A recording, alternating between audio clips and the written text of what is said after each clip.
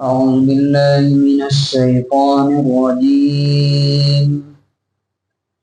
بسم الله الرحمن الرحيم. يا أيها الذين آمنوا إنما الخمر والميسر والأنصاب والأزلام رجس من عمل الشيطان فاجتنبوه لعلكم تفلحون. سورہ مائدہ سورہ نمبر 5 آیت نمبر 90. اللہ تعالیٰ نے جب پیچھے حلال کھانے کی بات کہی ہے، طیب اور پاک چیزیں جو انسان کے جسم کو فائدہ دیتی ہیں، اس کے دل دماغ کو طاقت پہنچاتی ہیں، تو اس کے فوراً بعد اللہ تعالیٰ نے ایسی چیزوں کا تذکرہ کیا جو انسان کی صحت کے لیے نقصان دہ. فرمایا یا ایھا الذین آمنوا، اے لوگو جو ایمان لائے. کس بات پر ایمان لائے ہو تم؟ کہ اللہ میرا بنانے والا بھی ہے، وہی میری زندگی چلانے والا ہے، اور سب سے زیادہ علم والا بھی وہی ہے. یہ بھی ہے نا ہمارے ایمان کا حصہ. تو پھر اب سنو، انما صرف اور صرف الخمر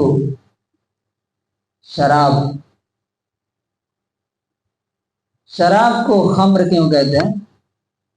خمر کا مطلب ہوتا ہے ڈھانپ دینا، کور کر دینا. اور جب انسان شراب پیتا ہے تو اس کی عقل کو کیا کرتی ہے؟ وہ ڈھانپ لیتی ہے. اسے سمجھ میں نہیں آتا کہ وہ چرنڈی میں ہے کہ روڈ پہ ہے کہ کہاں پہ. اسی طرح سے آپ دیکھیے، خمار جو ہے، خمار عربی میں اوڑھنی کو بولتے ہیں. وہ اوڑھنی کیا کرتی ہے؟ انسان جو عورتیں اوڑھتی ہیں تو ان کے پردے کا سر اور چہرہ ڈھانکتی ہے. تو خمر میں، شراب میں، اس کے حکم میں ہر وہ چیز آتی ہے جو نشہ پیدا کرنے والی ہے. چاہے وہ کوئی ڈرگس ہو، کوئی ٹیبلٹ ہو، یا کوئی بھی چیز. ایون کہ جو سگریٹ اور بیڑی بھی جو لوگ پیتے ہیں، اس سے بھی ایک طرح کا نشہ پیدا ہوتا ہے.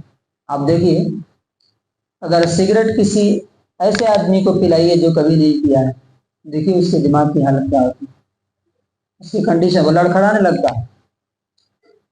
تو حالانکہ سگریٹ کے بارے میں عرب علماء کا کہنا ہے کہ یہ بھی حرام ہے، یہ بھی پینے والا گنہگار ہوتا ہے. یہاں انڈیا میں کچھ لوگ کہتے ہیں کہ حرام ہے، کچھ لوگ کہتے ہیں کہ نہیں، مکروہ ہے، تحریمی ہے، یعنی حرام کے قریب ہے.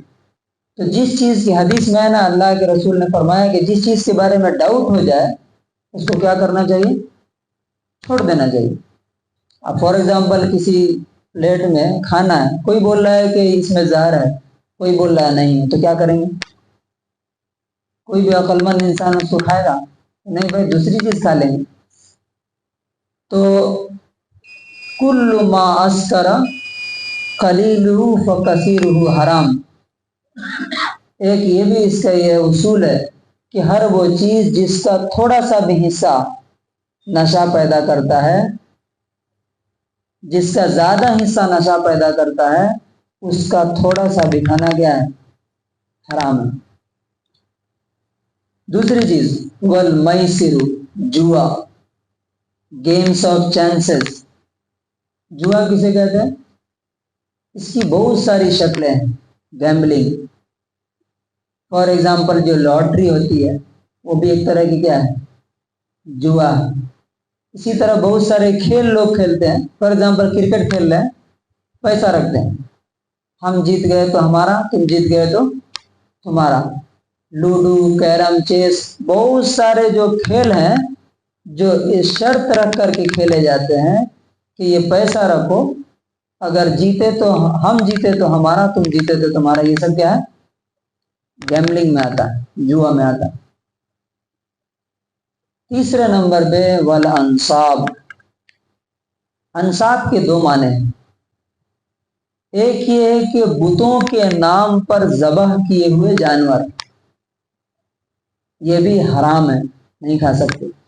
اور دوسرا انصاب خود وہ پتھر جن کی پوجا کی جاتی ہے یا جہاں پر جا کر کے جانوروں کو ذبح کیا جاتا ہے۔ آپ دیکھیے گا جہاں بلی چڑھاتے ہیں نا، ہندی میں اس کو بلی بولتے ہیں، بلیدان کی جگہ، تو اللہ تبارک و تعالیٰ فرماتا ہے کہ یہ دونوں چیزیں بھی کیا ہے، آگے آ رہا ہے کیا ہے، چوتھی چیز والازلام، فال کے تیر، ڈیوائننگ ایروز۔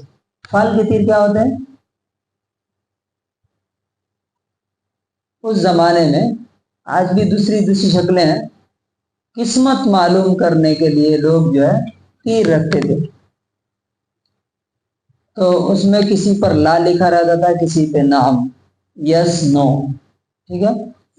تو جب کوئی کام کرنے جاتے تھے وہ تیر مکس ہوتے تھے، اس میں سے رینڈملی ایک تیر نکالتے تھے آنکھ بند کر کے، اگر اس میں سے یس نکل کے آتا تھا تو کہتے تھے کہ اس میں ہماری قسمت ہمارے ساتھ دے رہی، اگر نو لکھ کے آتا تھا تو کیا کرتے تھے، اس کو اسٹاپ کر دیتے تھے۔ یہ ایک شکل تھی فال نکالنے کی، قسمت معلوم کرنے کی۔ اسی طرح پرندوں کو اڑاتے تھے، اگر رائٹ سائڈ اڑ گیا تو قسمت ہے، لیفٹ سائڈ اڑ گیا تو یہ جو فال کے تیر ہیں جس سے قسمت معلوم کرتے ہیں، یہ بھی اللہ تعالیٰ کیا بول رہا ہے، رجسن، ناپاک، ناپاکی اور گندگی ہے یہ ساری چیزیں۔ شراب، جوا، یہ انسان کی زندگی کو برباد کرتی ہے، خراب کرتی ہے۔ من عمل الشیطان، یہ شیطانی کاموں میں سے ہے، یعنی ادھر اگر کوئی آتا ہے تو اس کا مطلب کیا ہے کہ شیطان اس کو لے کر کے آ رہا ہے، وہ اللہ کی طرف نہیں جا رہا، یہ اللہ کا کام نہیں۔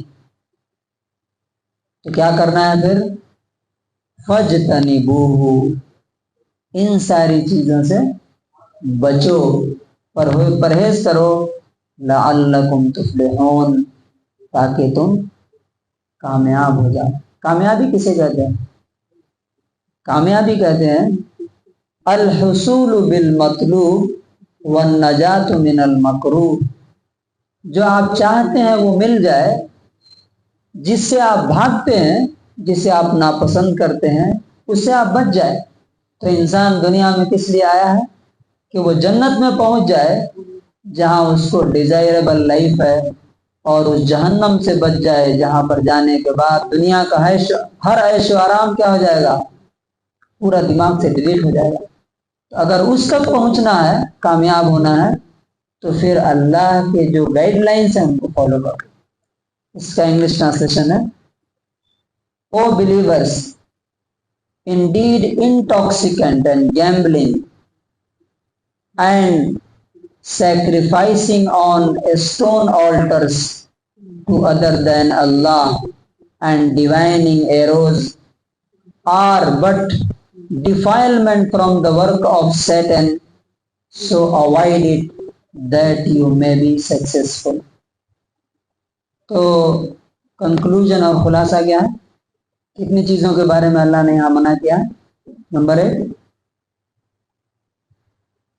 شراب، نمبر 2 میسر، جوا، نمبر 3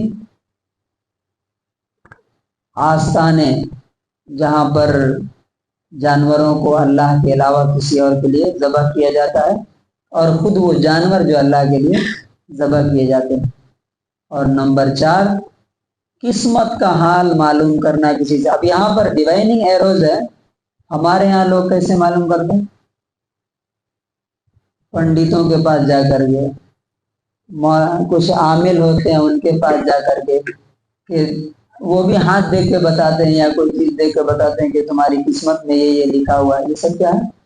یہ سب شرک ہے، کیونکہ قسمت کا حال صرف اور صرف کون جان سکتا ہے؟